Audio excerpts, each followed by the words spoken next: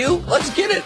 All right, back here on First Things First, we're going viral. This is Magic's Aaron Gordon with a 3-foot 6-inch vertical out of the pool. Do you even realize how hard this is? And then after doing it, watch.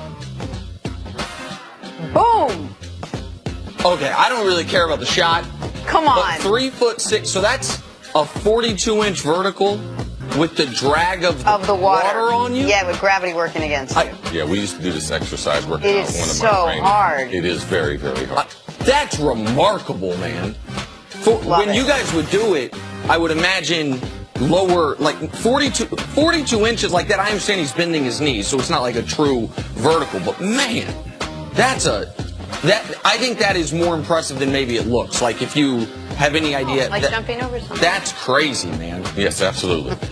Sorry, I hadn't seen that before. I'm usually not stunned by what I just saw in those clips like that. Listen, I was taken. Not only did CC do something like this back in his day, he wore the Speedo when he did it. And less drag. Yes, there's less drag. That's why you were able to do it. There was less material to have to work against you. Body was a lot better than that one. Right? Oh, eat that, Aaron Gordon. Okay. Time for some stories to start your morning, brought to you by the unexpected energy of ExxonMobil. J.R. Smith was called for a flagrant foul in the fourth quarter of last night's CAVS Celtics game. That for shoving Al Horford. So Horford makes 2 free throws, extending the Celtics lead to 10 late. Nick, how costly was this by J.R. Smith? This was awful, and more importantly than how costly it was, yeah, it effectively ended the game.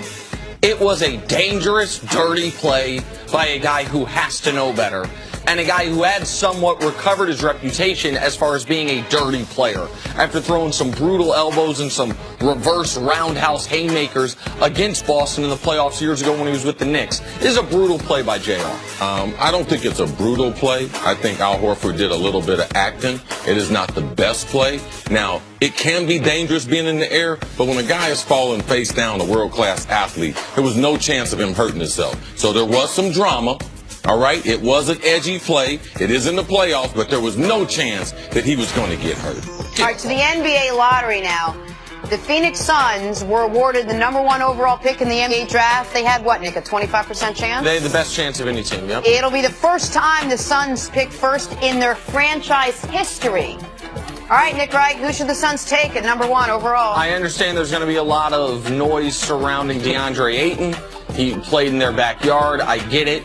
But given the draft capital they've spent on centers and power forwards in the last few years, and given the fact that I think the kid from Europe, Luka Doncic, is pro-ready right now, I think they should, and I think they will take the 19-year-old Luka Doncic. Yeah, even though Luka Doncic might not be a point guard, he might be a tweener, maybe a 2-guard projected in the NBA. I wouldn't take Ayton as the center because I don't believe he can be effective playing in the Western Conference. You have to realize the style of basketball. Right now, the Western Conference Finals, how would he play for Houston? How would he play for Golden State? Or how would he play against those teams? I don't believe it's an effective style to develop a big man like him in the Western Conference. All right, let's move on to the playoffs. Rockets and Warriors, they face off in Game 2 of the Western Conference Finals tonight. Houston looking to even up the series after losing home court advantage in Game 1. Chris Carter, what's the key for the Rockets to win this game? They got to be able to move the ball. They got to get into some type of motion offense early in the game to allow the other players.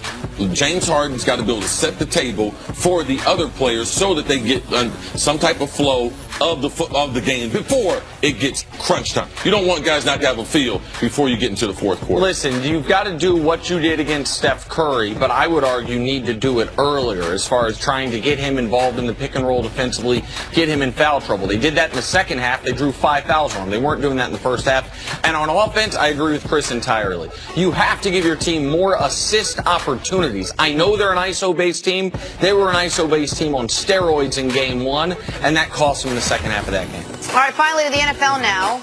Packers quarterback Aaron Rodgers might be taking a page out of Tom Brady's playbook. Rodgers said his goal is to, quote, be indispensable to this organization into my 40s. CC, do you see Rodgers playing this long? That's the thing. Everybody wants to play. I try to tell you and Nick all the time, oh, this guy should retire. Oh, he should walk away. And go do what? Aaron Rodgers, man, he's born to be the quarterback of the Green Bay Packers. Why would he want to go do anything else? If the organization is going to support him, they're going to put players around him, he's going to have a chance to win championships, why not? With technology, with the way that players eat now, with the facilities that they have, yes, Players can play to an extended age, and I'm sure that he sees Tom Brady, he saw Peyton Manning, and I'm sure he sees Drew Brees. And I would say out of, say, those 4 quarterbacks I mentioned, Aaron Rodgers is the best athlete. He's a better athlete than Drew Brees. He's a better athlete than Tom Brady, better athlete than Peyton Manning. And he takes care of himself. So why wouldn't he play as long as possible? It's always been my theory. They have to knock you out of the league. So Aaron Rodgers, he shouldn't be thinking, I like this message coming out of the locker room compared to what I heard from Ben Roethlisberger a couple years ago, right? This is a great game, and you need to play it as long as you can. And we should keep in mind, while Aaron Rodgers is 34 years old, he doesn't have the hits on him of a 34-year-old quarterback that started from the first day he was in the league because of his time as the understudy under Brett Favre. This is great news. And his injuries haven't been the type of injuries that would affect his overall longevity. Right. It's collarbone. It's stuff that you don't think, oh, this is something that's going to shave years off his career. But this is great news for football fans if Aaron Rodgers does want to do this. Because while athletes today do have, because of technology and because of the increased training regimens, the ability to play longer, also because of the money and the ability to have lifetime financial security locked up at an earlier time in your playing career, they don't have as much of the financial incentive as maybe athletes in an earlier era. So I'm so happy to hear this from Aaron Rodgers. I've said for a long time, Aaron Rodgers at his best plays the position as well as anyone I've ever seen play it. For Aaron Rodgers to be considered as good as the all-time great quarterbacks, he's got to get to and win another Super Bowl or 2, so the longer he plays, the better chance he has at that. I've seen no deterioration in Aaron Rodgers' skills over the years. I've seen him get better almost year by year of his career. I think he's only 34, so he's talking about 6 more years, 7 more years, 8 more years. It's a long way down the road, but I'm delighted to hear it as a football fan. Wouldn't you love to see him finish his career in a Packers uniform, too? We just don't see that many. Yeah, I don't get caught up into that. I don't get caught up in the nostalgia. I'm full-blown caught up in it. Well, I can understand, like the Derek Jeter story. No? Things happen. Of course. Hey, people, you say the same thing about Peyton Manning, but he gave us 3 years in Denver that we wouldn't take that away. Things happen. Peyton Manning gets hurt. They end up getting the first pick. They draft Andrew Luck. So what? I'm supposed to wish for him to stay with the Colts? No, of course not. It's not. This is not.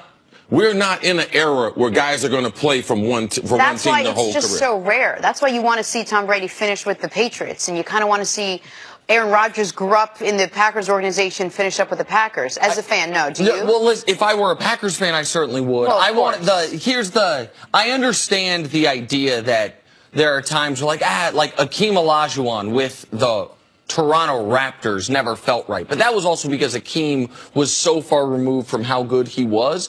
But if we look at a lot of the Mount Rushmore caliber players in this league's history, Emmett didn't finish with the Cowboys. Jerry played on a bunch of teams after the Niners. Joe Montana played for my Kansas City Chiefs. He mentions Peyton Manning. Chris Carter. I understand Chris played for 2 teams initially, but Chris's final game was with the Miami Dolphins. There's a famous picture in your office that when you guys, the only 1,000 catch club, right? You, at the time, Tim Brown, yes. Jerry Rice. That was a Dolphins-Raiders game. Only Tim Brown was with the team you really associate him with. And so that's what fans, I'm a fan, but that's fans' selfishness and their attachment to the logo on the helmet. All right? Players want to play. So if you're a fan of the players, why would we rob a player of his career when he can't finish somewhere? Because extenuating circumstances happen for most of the players. But to your point, just quickly, Jenna, I do believe that Aaron Rodgers also would like to finish as a Packer. I think most of these guys would love to stay with their teams. It's very often the team. Peyton Manning didn't want to leave the Colts. The Colts said goodbye. That's what I meant. See you later. From the athlete standpoint. Now, I wouldn't want him to stick around as a backup. I obviously would want him to play. All I want to do is see him play. Right. It would be great if the Packers and Rodgers stayed together. Sure. But I would never ask a guy, and I don't think you were, to retire a year early. Of course not. If there was more football in him. No, of course. All right, let's get back to basketball now. The Celtics.